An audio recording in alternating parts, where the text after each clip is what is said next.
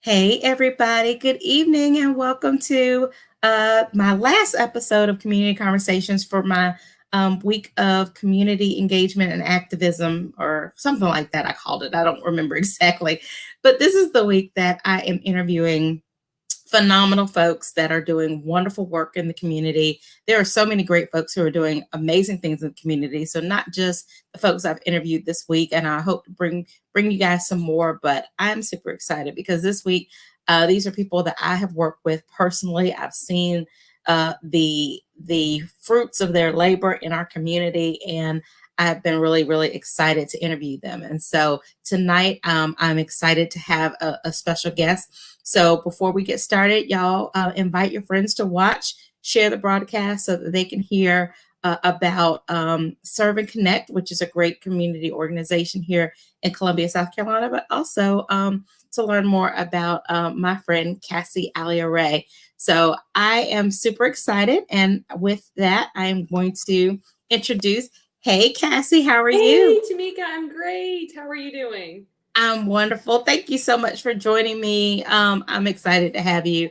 As I was telling everybody, as I was kind of introducing the week, this has been what I've called, and I call it probably something different every time, but I call it my community engagement and activism week because I've been interviewing folks who are just really living their passion and doing great things in the community. Sometimes people know about the organizations and sometimes they don't, but I hope that most people will learn more, even if they do know about you and your organization.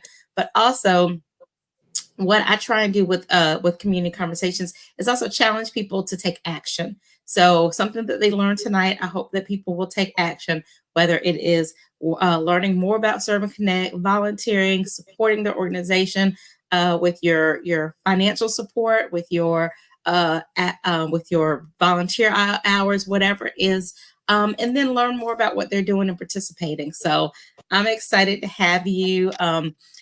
So community conversations kind of got birthed out of people being home during COVID. And then over the course of people getting back to work, I felt like there were so many conversations that we needed to still have. So I'm glad to have you. So I'm not going to take a lot of time talking because we have a lot to talk about, but I did want to briefly introduce you guys to Kassy if you don't know her. So Kassy Alia Ray is the Chief Executive Officer and founder of Serve and Connect. She founded Serve and Connect in memory of her late husband, Officer Greg Alia, who was killed in the line of duty September 30th, 2015. Under her leadership, Serve and Connect has grown from a hashtag to a movement for change, touching countless lives and receiving national attention and its impact.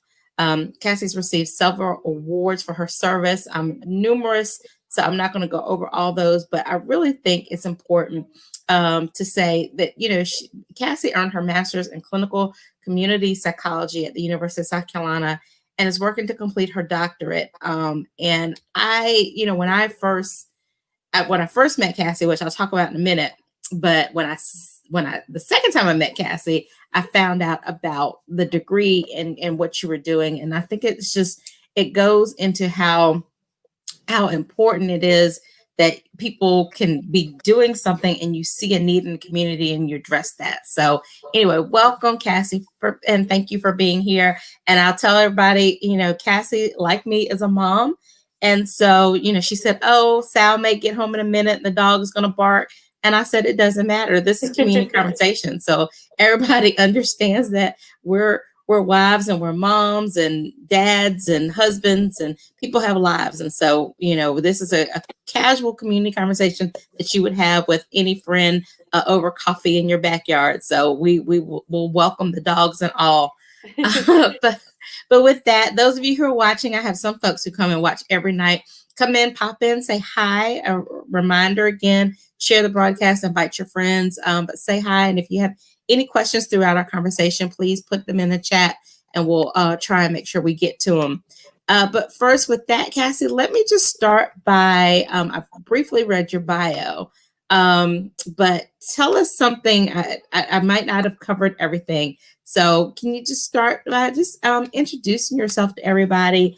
Particularly, I love the what you've done as far as I guess the way you have taken your educational background and really identified and served a need in the community. So start off by telling us a little bit more about Kassy's background, and how you got to start doing what you're doing.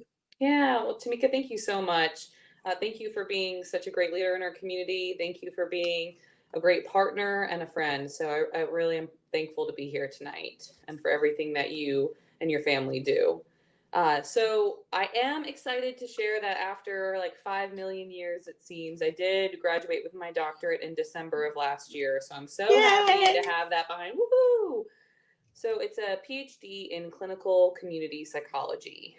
So I'm much more of a community psychologist, I'd say. I do have some training in clinical, but community psychologist, you can think of us, you know, a psychologist that looks at how people interact with the world around them. So understanding that yet that people are influenced and exist within broader community systems. So community psychologists were very much born out of a recognition out of after World War II that we could never train enough mental health professionals to be able to give everyone help that they need following PTSD. I love you, baby. You want to come say hi real quick? Hi, Sal. All right, I'll be back in a little while. Okay, my love? Okay. um, and so community psychologists really were birthed from that movement, but really grew over time, especially in response to civil rights movement, to understanding the empowerment of individuals, the ability for communities and the power of people to drive change. We very much look at, so it's very much grounded in the empowerment and uplifting of people to direct their own futures and to communities to direct their own futures. And a lot of my background focuses on bridging the gap between research and practice. I've been researching, I came across a study a few years ago, but it was saying something like out of all the millions and billions of dollars that we spend on health research, I think it's like less than 20% of that actually gets used in the real world. Maybe it's like 22%, I guess. And so, what a lot of my specialty looks at is how do we help bridge that gap? Hey, baby. Okay, I love you so much. Okay. Hey, baby. Remember we talked about it. Okay, my love. Mama. I love you. Yes, Prince. I want to watch TV first. Okay, go talk to. Go talk to. I love you so much. Go, baby. I love you. Mom life. Exactly, So I'm exactly. sorry, this is a little disjointed getting started, but anyway, so a lot of my background before Greg was killed was focused on using those skills, in particular around community health. So I was doing work involving helping to translate tobacco policy into practice with the Centers for Disease Control. I also helped to lead an evaluation of a national multi-site community health coalition. And so a lot of those skills and that background we apply into our work with Serve and Connect. I love that because I had never heard of a community psychologist before. But I think really, especially right now, and we'll get into some of that a little bit later, but especially right now when everybody's kind of talking about how do we reimagine community services, community policing, just how do we address the needs in the community. Having folks that, have a clinical background are great and it's wonderful, but understanding the effect that people's environments have on the way that they are thriving or not thriving is so important. And before I met you, I'd never heard of that community psychologist part, and I think we've got to get more attention around that because I think that there's definitely a need, and there's probably a lot more people who want to enter into that kind of field. I agree with you so much. And I think something that I really love about community psychology, so we complement a lot of other fields like public health. We have a great deal of similarity with, especially macro social work workers. But I think where we differ, while those fields also appreciate that people exist within the worlds around them, community psychologists are very much focused on how do we then help translate what we know works in research to support, and I serve as like almost a coach, a support, a facilitator, knowing that people in the communities, they have the drive, they have the skills, they know their community better than anyone else. How do we help make those dreams a reality by using evidence-based practice to drive that change? That's great, great. So let's talk a little. So I mentioned in the intro, and you've mentioned that Greg Alia, officer in Forest Acres, was killed. We're almost at the 5 year anniversary of his death. He was responding and uh, a fugitive. Well, I say fugitives, someone who had committed a crime, and he was looking for that person, and that person. Killed him. And I will tell you that where a lot of people saw so much amazing strength in you is within days of his death, we were hit by the 2015 floods. And you were out there and you were volunteering and helping with the floods. And one of the programs right now, and I remember one of the things you were doing was at Harvest Hope. I remember seeing you on TV before I even met you. And one of the programs that you do right now with Serve and Connect is are Greg's Groceries. And so I think that's really powerful. But can you share with us, I guess, that you channeled your pain and your family's amazing hurt in a way that a lot of people don't.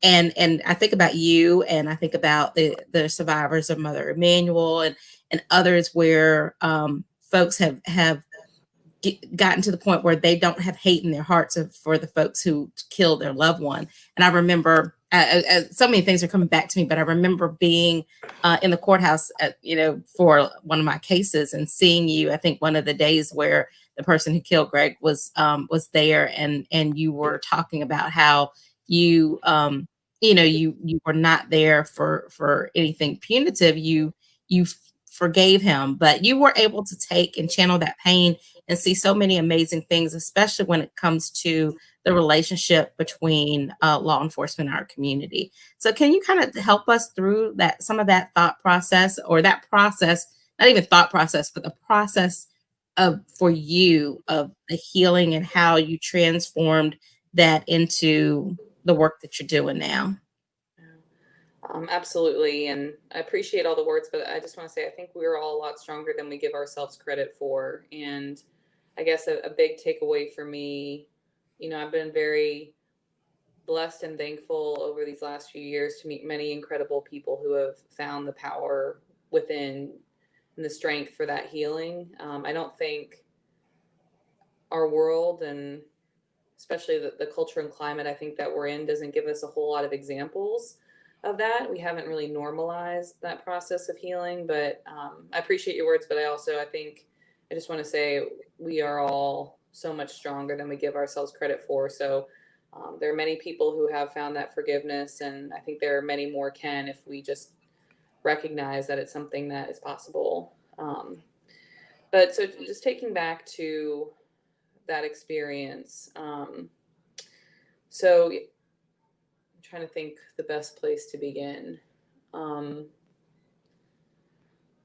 so Greg was killed on September 30th of 2015.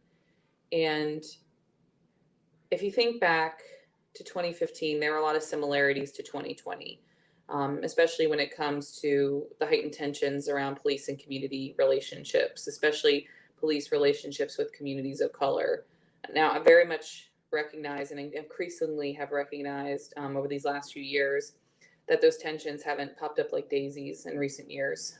They've been around for generations. And to say that trust has been fragmented for many, that trust wasn't even in existence in the first place. So I recognize that this is a lot deeper of an issue, but and at least I see a lot of similarities between the heightened tensions and very public tensions, the movements for change that we're seeing right now. I think the highly publicized instances both of officers shooting unarmed individuals and also officers being shot themselves, sometimes in pretty horrible situations like we've seen in LA this past weekend with the ambushes. So those highly publicized cases. I think there's a lot of similarities between 2015 and 2020. And I remember thinking back, even before Greg was killed, it was really hard for me to see that pain. Greg was a great man. He was a wonderful husband. He was a great dad. Sal was just born in March of that year. So he had only been a dad for a few months, but I would come home and see him. He wouldn't know I'd walked in the door, and he'd be dancing with Sal, and he loved showing him playing all sorts of music for him, and he would just hang out with him. So he was a really great dad in that short period of time. And he was a great police officer, and I was really proud of him. And I also love community. My work, as I was sharing, was primarily focused on community health, and in particular, a big focus on addressing community health disparities. And so that tension really hurt my heart a lot. And I remember talking to Greg about it in our kitchen. It was, I think, July of that year, which I believe was around the time that Freddie Gray had been killed and the riots in Baltimore. And I asked Greg what he thought about the tensions between police and community, and he said, "Kassy, no one wants a bad cop brought to justice more than a good cop. But for every one negative story you hear in the news, there are thousands of positive stories happening every day that go unnoticed." And so when he died, I was really deeply impacted by those tensions. I think it really exacerbated that experience of grief. I felt I was so proud of Greg, and not once over these 5 years have I ever regretted that he went into law enforcement, and I'm proud of him in the way that he responded. So I've never regretted that, but it made me wonder what the messaging that was coming across made me wonder was, I knew that Greg died serving his community and that he was willing to put his life on the line in service to others, but I wondered if other people understood that, and that hurt. And so immediately I started speaking out. The main message was just one of trying to tell our story, talk about Greg, talk about our lives. And, I think too often, and this isn't just for police, I think it's in general, we forget that there are real people behind the stories that we hear in the news. Mm-hmm. And there's just this instinctual reaction to want to bring us back to, yes, he was a police officer, but he was also a husband and a father and a friend, and he was really loved. And I wanted to center around that. I also had those words ringing in my head of what Greg had said, that for every one negative story you hear in the news, there are thousands of positive stories happening every day that go unnoticed. And so at 3 a.m, after Greg was killed, I remember I couldn't sleep. I was so thankful. I had friends fly in from all over to be with me, so I was surrounded by them, but I just couldn't sleep. And I shared a Facebook post asking for 2 things. One, that people share stories about Greg so that Sal, who turned 6 months old that day, could learn about the man his father was. And 2, I said that Greg was a hero and many other cops are too. And I proposed using the hashtag Heroes in Blue as a way to raise awareness of those positive stories that go untold, not taking away from recognizing the pain that exists and the change that needs to take place, but making space for the positive. And, it was just a hashtag, a gut reaction that I had that night. It wasn't intended to be anything more than that. But just over time, I increasingly kept feeling called to do something more. I know this is kind of a long explanation, Tameika. Do you want me to speed it up, or is this the right? No. Tomorrow is pajama day for virtual school, and I have a child telling me that putting on pajamas. I apologize. Oh, no, it's fine. I was just making sure too, because it's kind of a long story to get to. No, you started with point A and going all the way to where we are. No, it's a great story, and I did want to tell you, Carrie Draper is on saying gratitude to you both for all you do to strengthen our communities in Columbia and beyond. So I appreciate that. So this story, people have, and then Latasha says, "Congrats, Kassy." Oh, thanks, Latasha. So yeah. So no, I want you to know it's not long. It's powerful. So please continue. Well, and I'll give Carrie a shout out. Carrie, thank you for everything that you do for community. Carrie and I had the I had the pleasure of getting to work with her early on in grad school. We helped to start a farmer's market at a federally qualified health center in Orangeburg. And that was a very powerful and transformative experience for me. And I was so glad to be able to do that with Carrie. So Carrie's a big champion as well. I'll give her a big shout out. So strong women together. But yeah, so I was sharing that, how it started was that hashtag. But over time, I just kept feeling pulled to do more. Early on, the work did very much center around that idea of heroes in blue. So we did a number of things to try to raise awareness of the positive stories, especially of police and community working together positively, and also to raise support for law enforcement. And I'm happy to go into those examples, but I think to get to your other question or the reflection leading to the sentencing, that was a really long, I guess in the grand scheme of things, short, but a deep process, a big transformational process, because, I was proud of the work we had done to rally support for police, and I remain proud. And I think that's very important. Our police, right here in Columbia, we have outstanding police officers who are called to serve, who really deeply care about their communities, who go above and beyond every day. And I think it's important, part of it, to show that we see them too, and we love them and appreciate their service. And so I'm proud of that work. But I also recognize that wouldn't bring about the healing that I was hoping that would take place, that it would only go so far. It wouldn't make that real transformative change. But I wasn't quite sure how to be a part of that positive change. It was a long learning process. There are many transformative experiences, but through that, I increasingly understood that change wasn't about being understood, but in seeking to understand. And that in that process, that I had so much that I had to grow in my understanding of why people distrust police and where that pain comes from. I've learned a lot, and it's going to be a lifelong journey of learning. I'm thankful for the transformation, but I hope that I never stop growing in my understanding of the experiences of race and racism in our country, understanding of the experiences of injustices that occur across systems, including in our criminal justice system and with law enforcement. And I hope to continue growing there. But alongside that journey of growing, I was also dealing with the case involving Greg's death. And losing Greg was definitely the worst thing that could have ever happened, but being asked what I would want for the life of the man who took him from us was a very close second. Have you read Harry Potter, Tameika? You a Harry Potter No, person? Have you my guys watched the children videos? do, but I'm not a Harry Potter fan. Are you familiar with the just one of your kids Yes. commenting? Do you know Lord Voldemort? The idea, like, he who must not be named. Are you familiar with that character?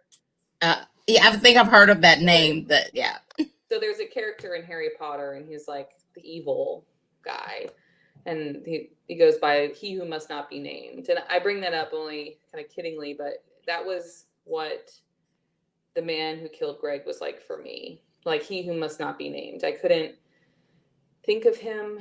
I couldn't say his name without feeling so much pain and hate in my heart. Like, I largely survived early on by not thinking about anything to do with the tragedy or with him. And it was like every time I had to meet with the solicitor's office, who prosecute the case, and inevitably they decide which way to go, but they do update the family, seek input from the family. And each time I had to meet with them, it was like I was being sucked into this pit of hate that I was trying so desperately to not drown in. And there was one particularly terrible day where I left feeling defeated. It seemed that the prosecution was going to take a direction that I wasn't advocating for. Specifically, it seemed that they were going to pursue the death penalty, and that was not something that I wanted. And it really broke my heart, and I just struggled to think about how I would be there in that courtroom. Because I was his wife. Like, I had to represent him, I felt, but how could I sit there in the courtroom for potentially years on end and face this man, and go home and love my son and teach him about empathy and compassion and forgiveness when I couldn't even find that myself. So I had a work trip to Atlanta, um, right after that meeting. So I was in the car by myself for a few hours and I was racking my brain. I mean, up to that point, I had done a lot of research trying to understand the process of justice. What is justice in general? When someone takes someone else's life, what are the average consequences? If that person kills a police officer, what are the average consequences? And alternatively, if that person is killed by a police officer, what are the consequences? And I learned a lot of very, I think, factual information, and sought to understand more about the justice system and some like facts about justice. But none of that brought my heart any peace. And it wasn't until I imagined how I would feel if I were the mother of the man who killed Greg. And immediately I pictured Sal. And I just realized how much we all had lost at that point. And that, he was born a little boy filled with hope and possibilities. And while I didn't know his story, I knew that there were too many things in our world that could contribute to someone being in that situation and going down that path. And it was then that this light bulb went off, where I saw an opportunity for police and community to come together. That at the end of the day, when you really break it down, what police are called, majority of police are called for to do, what community is asking for, it's more the same than it is different. That we want our communities to be safe, our families to be protected, and our children to thrive. And that's really at the heart and soul of what we do and why we do it. That's at the heart of why we rebranded from Heroes in Blue to Serve and Connect, to really emphasize that focus on partnerships and working together to achieve this vision of safer, thriving communities. And it's all, I just, when things get hard, I think about that moment and remember that feeling of, what if we had found him, the man who killed Greg, before that day? Could we have found someone in need? And what if we could have helped him? And that's something I shared at the sentencing. And that sticks with me. Maybe we could never have saved Greg. Maybe we couldn't have stopped this incident from happening. But what if we took that framing more frequently? How many more people could we potentially save? And how many lives could we change? And that's very much a driving force for me every day, and is embedded into the values that the desire to take action, that desire for empathy, is embedded into the values and the work that we do with Serve and Connect. I did want to. So Sam comes on every night. Sam says he was 16 when he had a gun first drawn on him by a police officer. And then he added, no questions or anything, searched, and he had to come out of his shoes. And just thinking about that, like Sam, what he's sharing, I think that goes to where you said, the trust and maybe it was never there.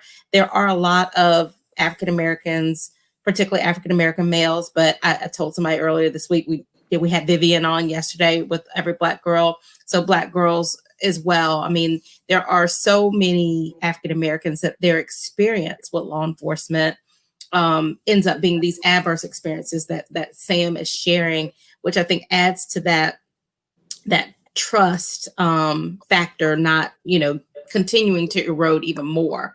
So going back to Greg's statement of for every one story we hear, there's so many positives. And so I think that there is a room that we have to figure out, how do we elevate those good and have those positive experiences. And it seems like from what you're doing with Serve and Connect, it does lead way for more positive experiences for people to have interactions with law enforcement. Kind of is that part of what you guys want to do, is help build those bridges and give people those experiences, so people like Sam at 16 are not feeling like, okay, my memory or my thought of law enforcement is this memory of having a gun pulled on me by an officer. It definitely is. But I do want to pause for a second too, because I think there's that's part of it, and another part of it too is leaning into empathy and understanding of those experiences. Sam, I'm so sorry for what you've been through, and the way you framed it. It sounds like that may have been the first, but maybe it hasn't been the last, and my heart hurts hearing that. And so part of our work also is we can share the good, and I think there's an important space for sharing the good.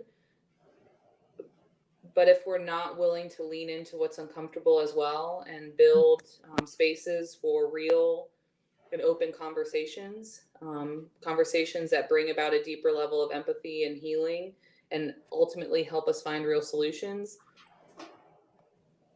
then we're never really going to progress fully. I think that, there's this, I went to a retreat a few years ago that was really transformative to me. And there was this concept of the tragic gap that has really stuck with me, that, to really bring about change is holding these two tensions. On one hand, you have the pain that exists in the world and the sadness. And then on the other hand, you have the hope and the optimism of what it could be. And if you only stay in the pain, then you're, hopeless cynic. But if you're only in the hope and optimism, then you're kind of um, an ignorant optimist. And it's in holding those two truths and that tension that we can really find a path forward and a solution. And I think that's really important in this work. If you look at the numbers and statistics, out of the hundreds of thousands of interactions that police have every day, I think it's like less than 1% involves a use of force incident. But even in that case, every of those instances within that percentage is a person and is a life. And I think we must always seek to understand and not just look at the statistics, but the humanity in the statistics and the experiences of people, and understand and see that common ground to drive change moving forward. And also to understand the fear that is real, that not only with law enforcement, but the impact that racism across the board has continued to have in our country is something that's very much needs to be understood and discussed in our work. And I don't claim to be an expert by any means. I'm certainly a student, and I hope I only continue to grow, but I think it's important that we provide those spaces. And I think that once you are able to have those real conversations and create that foundation of trust, then that's where we're able to see that common ground and drive change moving forward. Now, all that to be said, it's a very complex process. I think so often, Tameika, we want to dive right into the hard conversations right away. This pain is real that we're facing, what police are feeling, what community is feeling. It's real pain, and it's driven, especially on the extremes where you're really afraid of your life and the life of your loved ones. So I appreciate that very deeply. And we want that to change right now because it's so real. But I think so often we want to dive into those hard conversations right away without a foundation of a relationship. And so that's why a lot of our work does begin with trust building, with opportunities for positive engagement, to allow people to work together in a different way, police and community, whether it be through community events, through positive exposure, through remembering that there are many, many, many good things that happen every day. And from there, when we're able to see each other as people, then that's when we can have the hard conversations that really drive our change forward. So I guess my question though is, and I think that's what I struggle with, is how do we create that environment for those real conversations? Because it just seems like sometimes, um, because people are within this environment, even when they want to have the conversations, they might not be met in that same vein. So how do we create that environment for those conversations? I'll give you some tangible ways that we do it, but I think there are many other ways that it can be done.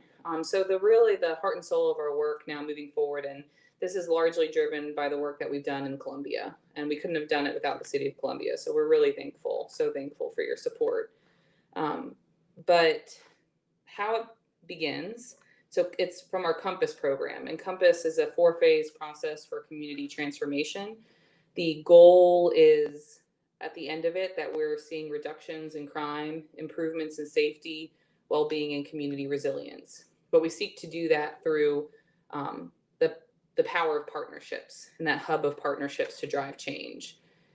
To get there, we see it across 4 phases.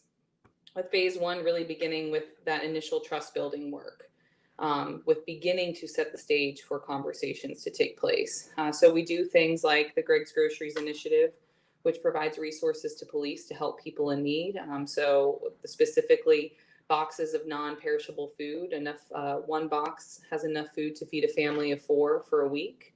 What we found is through that program over the past 3 years, more than 45,000 meals have been delivered by police to people experiencing hunger.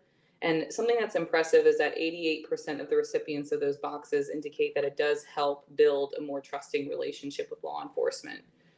We do things also like our community events. Now, community events happen everywhere all over the country. We try to take a different approach to community events. One where it's, you could host an event and have an idea, like I'm going to do X, Y, or Z event, and I'm going to invite my vendors to come. You put on the event. It's a really great day. Everyone has fun, which is awesome. And they can lead to a lot of great work. But we believe that the process of creating the event is just as important of the event itself. So if you can intentionally be looking at how police can be working in partnership with community organizations to create an idea and help it come to life, that's a really powerful way to restructure the way that police and community are used to interacting with each other, and making sure that at the event that there are fun ways to engage. So a specific example of that is the Farm Day Fun Day that we've hosted now twice in Columbia. It's a pop-up backyard farmers market intended to provide not only food, so fresh produce, to people who may be experiencing food insecurity, but also to teach about urban gardening and healthy cooking, and to provide other resources. This past year we had to cancel it with COVID, but the year before there were 20,000 meals that were provided in the North Columbia community. There was the healthy cooking, the urban gardening. Officers were there playing games with the community. We had a space. Some of the things that people loved most was we had a space for community to share their voice and their perspective on where they wanted to see things go. So these are some tangible examples for that bricklaying, like creating the infrastructure to enable like an initial relationship to be developed.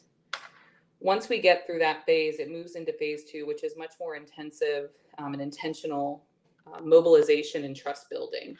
Some of the exercises that we do in that stage is our Community Visioning Day, which is intended to bring together diverse members of the community, whether it be police, community organizations, and residents themselves, all around this notion of what is our vision and how do we achieve this together. So we have kind of a structure to support that discussion. We do really deep listening and learning with the community to hear in different situations, whether it be small group discussions, surveys, to really hear from the voices of others. And we also partner with the South Carolina Collaborative for Race and Reconciliation to host the Welcome Table, which is focused on racial reconciliation conversations. It's an evidence-based process which grew out of Mississippi and is very powerful to be a part of. And I think all of that, you're working together in different ways to begin with, and you start by getting to know each other as people and seeing that we can create something different together. You get to know one another, have more exposure with one another, because a lot of it is exposure. If we haven't been around situations together working on something, how do you expect to have a really hard conversation? That level of vulnerability and trust isn't there. But we found that some of these initial trust building activities help us get there. Is that making sense or helping? It is, and I think it brings a good point. Like Sam has several comments. I can't go through all of them, Sam, but I'll preface it by saying he said, I'm not trying to be negative, but he says he thinks that police already think that, I'm assuming you're meaning communities of color, Sam, or African Americans are poor, and that they don't have the money. And because they don't have money, he feels that Black communities are not protected. And so just listening to some of Sam's comments, it kind of, I think, goes to where you're talking about on, unless you're able to create those conversations where people are together. I mean, there might be some officers who feel like, well, these are lower wealth communities, but clearly a lower wealth community doesn't need less protection. But what I hear you saying, and I think is so important that people understand, is that we have to create a community and solutions for the community involving the community. And we all come together to say, what are the needs and how do we address those needs? And when the community is thriving, and that's this whole premise behind, I think there's so many people who understand defund the police differently, and people have their own opinion. But the basic premise is, if you create a community that's thriving, the need for law enforcement is reduced because the community is is helping itself. And so I'm just kind of listening to some of the things that Sam is talking about, and that goes back to exactly what you're talking about. I think if we can have those steps on how do we create those conversations and have that empathy, you use that word several times, and I think that's true, empathy. So to that point, let me ask you, and this is for the folks listening. So how do you feel? How do the law enforcement officers you interact with? How do they take to this process? I mean, is the involvement, is it met well? Do you feel like it's a challenge for officers? Because officers, we know this, come to situations with implicit bias as well, and that's why there's a need for implicit bias training. But how do you feel that's been handled? So I think that overall it's gone really well. And I think part of that is that police understand that we really see them and care about them and honor the work that they do. And I really believe, I mean, this is a core value that I have across the board, and it includes with police. I mean, and by and large, I believe people are, like I said, they want what's best for the people they love. They want what's best for their community. And I believe that's especially true when you're talking about police who have been called to serve. And so, we did a survey back in 2017 where we asked police a variety of questions. Among them, we found that statewide, the police that responded, 94% said that community policing was important to them. But only 29% felt that they had the resources they needed to be able to help people in need.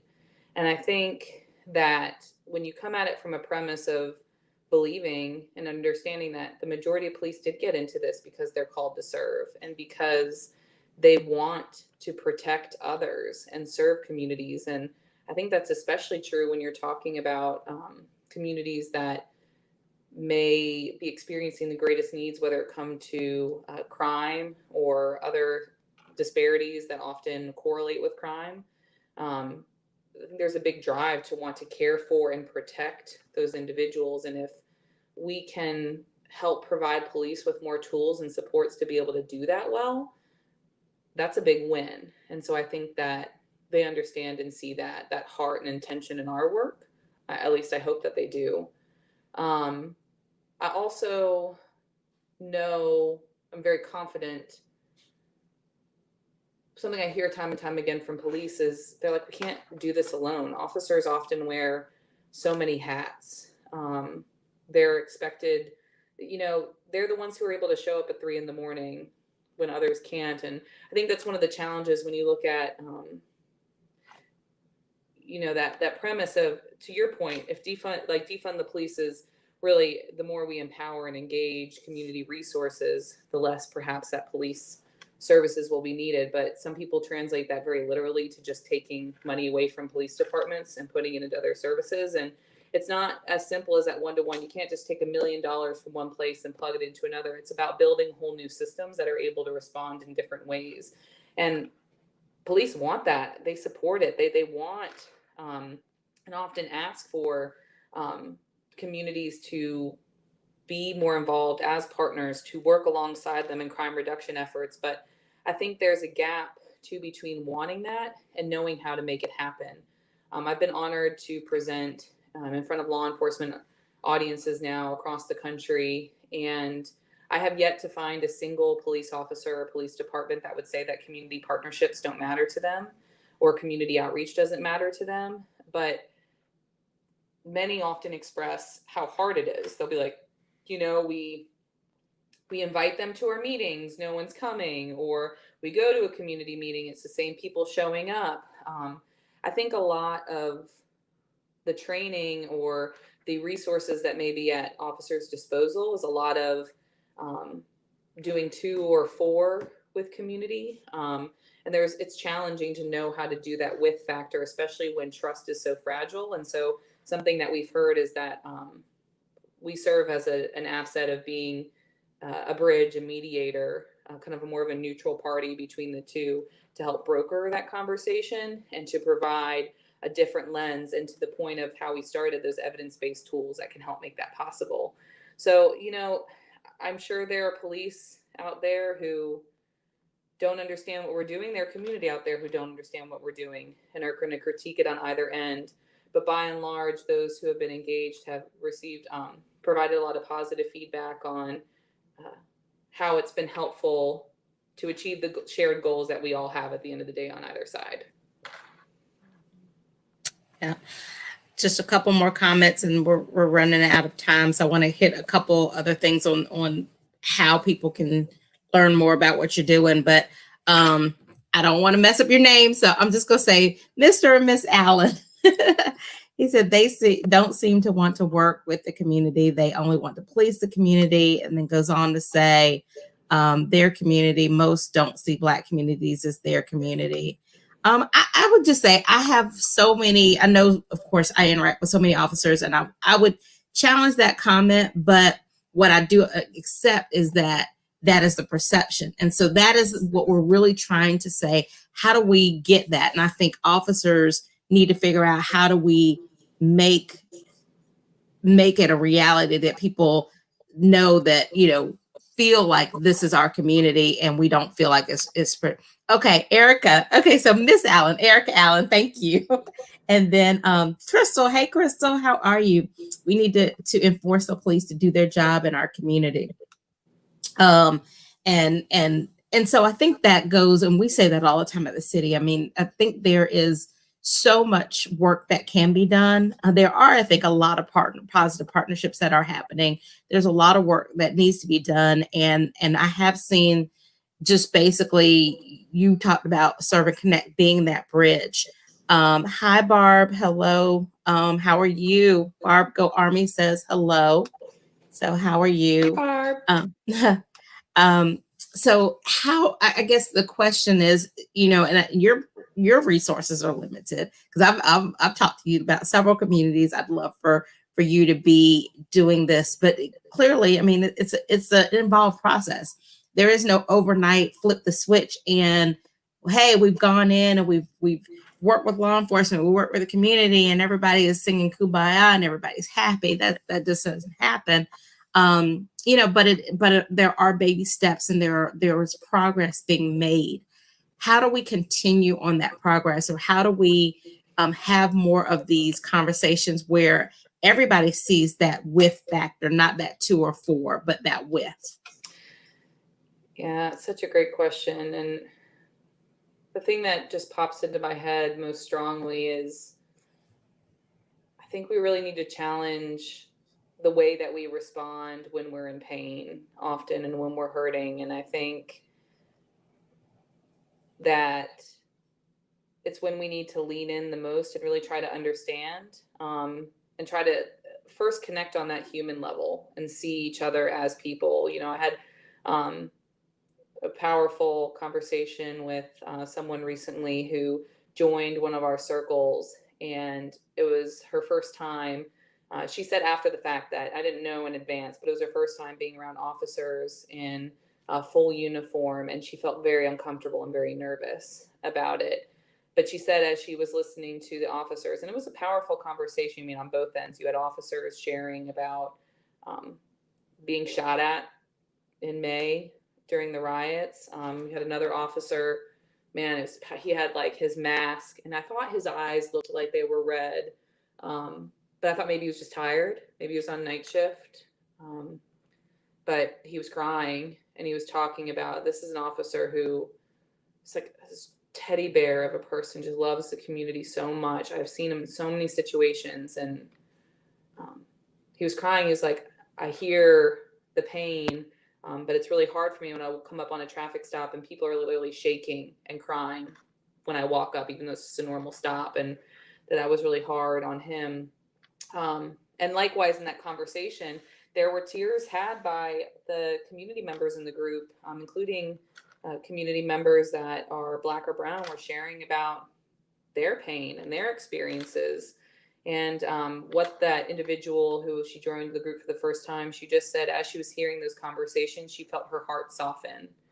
And I think that doesn't, when you feel your heart soften, it doesn't mean that we're giving in or we're saying that change doesn't need to happen, or that we condone bad things that have happened, or that we condone bad things continuing to happen. But I think when we're able to connect on that human level, then we're able to say, okay, why is this pain happening, and how do we do something about it? And that's, been at the heart of what drove me here. Had I not leaned in and tried to understand that in my own life, in the pain that I was facing with the man who killed Greg, we wouldn't be here today. And I think, we are honored for the work that we do with Serve and Connect. We only hope it can grow. There are ways that people can get engaged, but if nothing else, I just hope that that's a takeaway, that we can learn to really lean into the discomfort, because that's where the real synergy happens for driving change.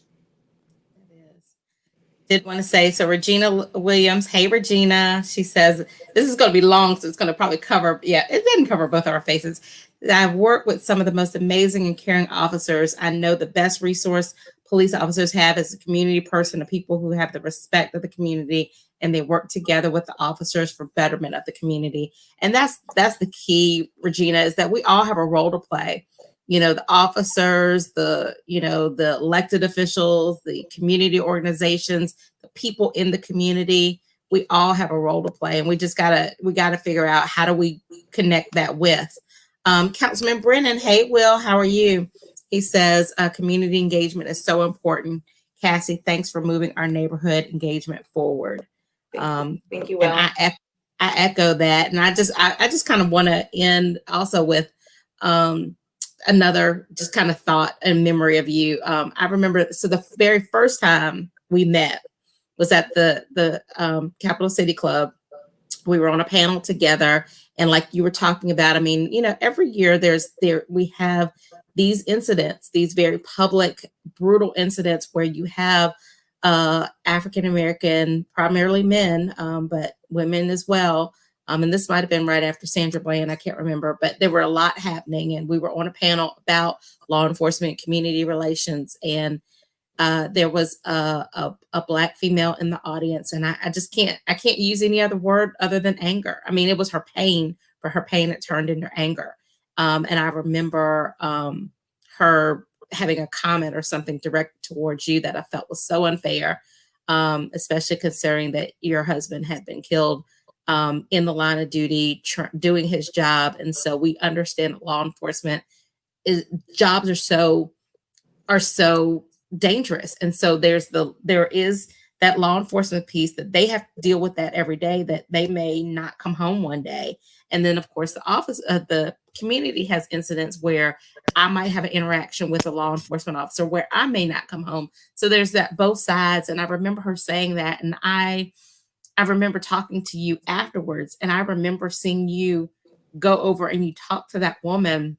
And I remember I felt a little offended by her comment to you. And I said something, and that was our first time meeting. And you were like, that was her pain. And I understand that. And you, like you said, you sought to have empathy.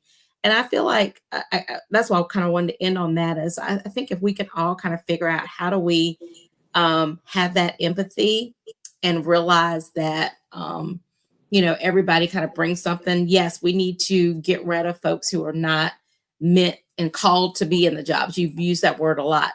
If they're not called to be in that job, they shouldn't be there, and we need to deal with that. Um, the ones that are called to be in the job, it's a tough job and they can get burnt out. And so we have to make sure that we continue to give them the training and the mental health support and everything else so that they continue to be better and better officers. We need to continue to address the needs in the community that lead to these other disparities. We've got lots of folks, lots of things that are a direct result of systemic racism in our country that have allowed particularly communities of color, but mainly African American communities to be left behind. And we've got to address those things as well. So I say all that to say, I think if we can get to that point of empathy and then have that empathy, but also turn whatever's driving us, our passion, our compassion, whatever, into action like you have, I think that we all can do the role that we're meant to be to make things better. So I want to thank you for being here. I'm putting in the chat. Oops, that's Will's comment again. I am putting in the chat if I can. Okay, your website. So I want everybody to make sure that you learn more about Serve and Connect and what they're doing. So I'm going to give you the final word, Kassy. How can people support Serve and Connect? How can they learn more about what you do? How can they connect with you? And how can they support what you're doing in the community? Thank you so much, Tameika. And I just want to say real quick before we get into that, Regina commented. Regina has been an important partner of ours driving the change in Booker Washington Heights and is a beautiful example of that partnership with police for driving improvements in community and that advocacy. And so, I'm really thankful for the space to have been able to speak tonight. And I really recognize I'm just one voice, that the work that we're seeing and the change that we're seeing is really driven by the power of our partners. And I want to give big shout out and kudos, especially, with Columbia and referencing this work. There are a lot of many amazing partners and incredible people that I've been blessed to meet through this process. And so certainly anything that I've shared, it's not our credit to take, it's the power of the group. And I think that's at the heart and soul of what we believe in as well, is the power of people to drive change and how we can be there to support it. So I just wanted to say that caveat. But in terms of learning more, we invite you to follow us on social media. We're on Facebook, Instagram, and Twitter at Serve and Connect. Please visit our website, serveandconnect.net. And really, I'm an open book. Our team's an open book. Well, our team is here. I can't speak for them in that regard, but our team's awesome, and I love them, and I'm so proud of them. And yeah, I want to get Amari on as well. I'm going to get him on here. You have an awesome team. Yeah, I'm really thankful for them, and it's a journey. It'll be 5 years at the end of this month since we lost Greg. It's been only 2 since we rebranded to Serve and Connect. It's been a long journey, and I can't say that we've always known exactly what to do or always gotten it right, but I can promise you we're always learning and always seeking to do that, and can only do that in partnership with others. So I invite people to reach out, to share their thoughts, to explore how we can better engage and really drive change together. So I hope to hear from more of you moving forward. And Tameika, thank you so much for your heart and for inviting me to be a part of this. Thank you. And thank all of you for watching. I encourage you, please learn more about Serve and Connect. I don't know who I'm going to interview next.